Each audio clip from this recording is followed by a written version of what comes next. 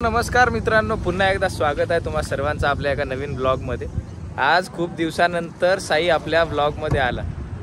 साईला पाहायच्या अपेक्षा खूप असतात लोकांना, कारण आपण बऱ्याच ब्लॉगमध्ये आधीपासून सोबत आहोत। आम्ही गेलो होतो, लग्न समारंभ सुरू आहेत सगळीकडे आणि आमच्या या हायवेवर माहीत आहे का, यवतमाळ यवतमाळ तुळजापूर हायवे आहे। तर म्हणजे यवतमाळला आम्ही कधी जातो ना, हे बघा जंगलात इथे मस्त एक मंदिर आहे आणि या साईडला गार्डन सुद्धा आहे। तर आधी आपण आहे ना मंदिरात जाऊ आणि नंतर गार्डन मध्ये जाऊ, तुम्हाला सगळं दाखवतो आम्ही व्यवस्थित। ठीक आहे, चला व्यवस्थित रोड क्रॉस करा फक्त।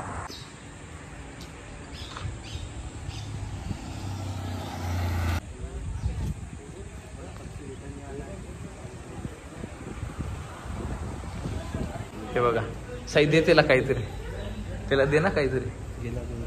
इकडे जाय तिथे ते घेते ते बघ, तिथून घे काहीतरी। रामू मामा त्याला असं दे काहीतरी, येते ते बघ। काहीच नाही, थांब काहीतरी घे, द्या बरं त्याला। येतात का ते? इकडून या, इकडून।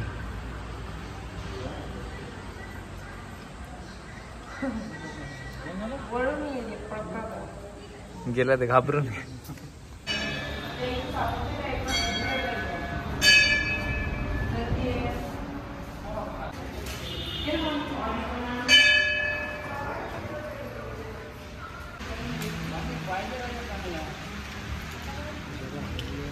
मंदिर आहे ना, तर हे मंदिर सुद्धा म्हणजे बघा 1154 ते 1155 म्हणजे अंदाजे 900 वर्षपूर्व बांधलेलं आहे। म्हणजे हेमाडपंथी काळातील तुम्हाला त्यांच्या दगडाच्या म्हणजे बांधकामावरनं सुद्धा लक्षात येईल की किती पुरातन काळातलं आहे ते।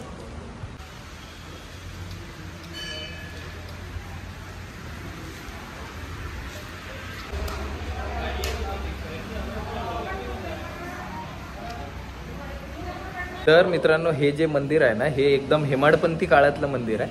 आणि जसं की पूर्वी आपण म्हणतो ना, उत्खननात सापडले जायचे मंदिर, जे काही म्हणजे उत्खननात किंवा म्हणजे आधीचे आहेत, काही बरेचसे मंदिरं असे पडलेले आहेत हेमाडपंथी काळातले।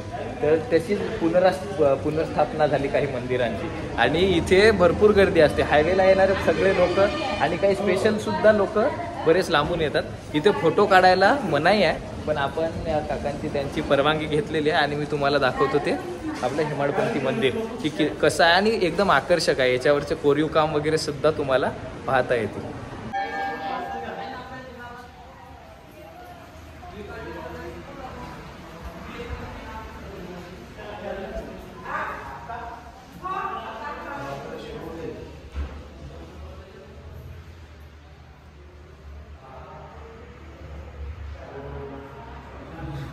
हे बघा, हे मंदिरावरचे हे कोरीव काम बघा, त्याच्यावर मूर्ती आहेत। आता थोडं हे झाले तरी ते त्यांना पॉलिश वगैरे केलं असणार ना, नाहीतर एकदम कोरीव असतात, त्याच्यावरचे चित्र दिसतात।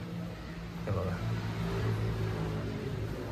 बघा पूर्ण दगडाच आहे साई, वरती पण दगड आहेत। आणि हे असं नाही की म्हणजे असं वाटतं ना आपल्याला की वरती स्लॅब वगैरे टाकला असणार, तसं नाही, पूर्ण दगडाच आहे। पिल्लर पण एकदम सगळं काय।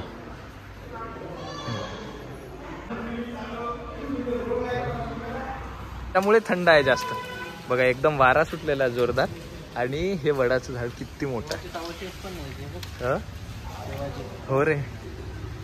हे बघा, हे पण जुनेच आहेत, हे सगळे उत्खननात सापडलेले, असे उत्खननात किंवा मग असणार इथेच, ते त्यांनी आता इथे ठेवलेले आहेत सगळे। माकड गेला का? हो रे, वानेर होता ना।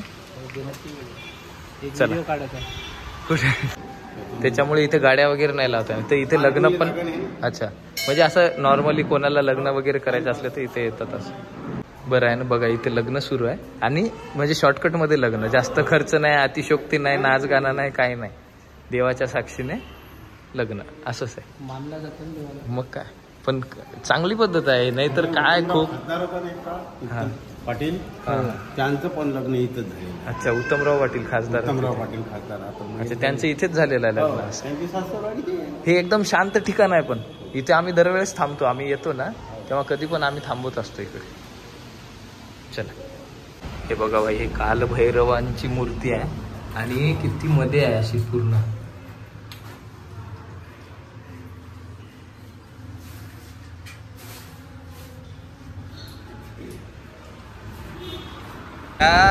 हो ना. नाही बरं झालं तुम्ही रक्षण केलं. हे कोणाचा होता मोचा? ते बघा. हो ना. ते बघा हे इकडे बसून असतात ते दादा. यांनी आता ते कुत्र ते मोचे घेऊन गेला तर ते इतक्या आतुरते म्हणजे तळमळीने त्यांनी आवाज दिला. कुठले आहात तुम्ही? मनपूर. अच्छा काय हातावर? थांबा आपण बघू जरा. अच्छा देवराव. आणि ते काय हार्ट काढलेला आहे असं. इकडे काय हे काय? तुम्ही राहता कुठे? मनपूर कुठे आहे? 2 किलोमीटर इथून 2 किलोमीटर आहे. अच्छा नाव काय तुमचं? देवराव. देवराव नाव आहे. असा साप काढलेला आहे. भारी काम आहे. तुम्ही इथेच थांबत असता का? मग इथेच राहत असता का? जेवण वगैरे पण इथेच? जेवण हॉटेलवाले. अच्छा हॉटेलवाले वगैरे असं कोणी देतात? गाड्या टाकून देतो. अच्छा काड्या वगैरे आणून देतात त्यांना तुम्ही? बाकी काय असं दारू वगैरे तर पित नाही ना तुम्ही? मनपूर मग दारू पियाची. अच्छा दारू प्यायची असली तर मनपूरला जातात. दारू देतो.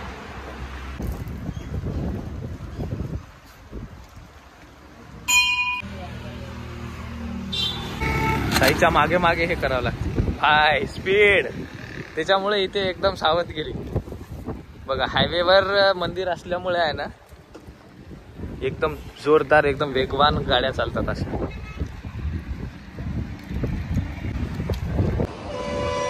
आवाज येतोय.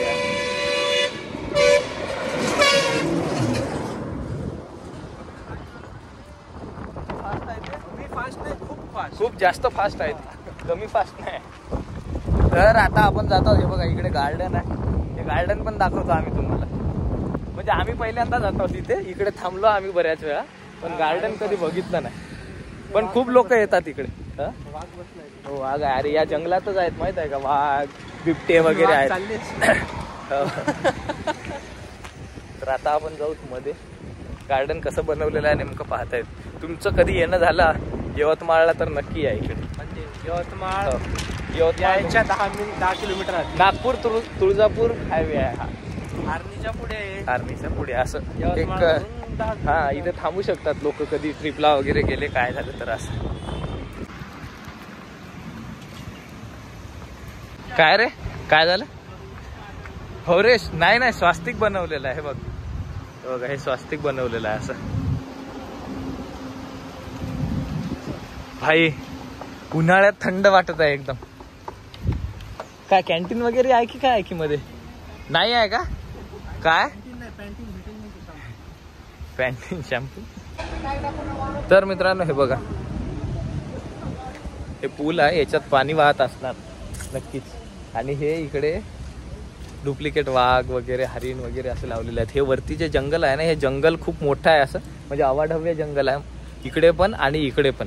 तर त्या जंगलात आहे ना म्हणजे खूप प्राणी आहेत असं वाघ बिबट्या वगैरे सगळं काय आहे. विदर्भात वाघ आहेत.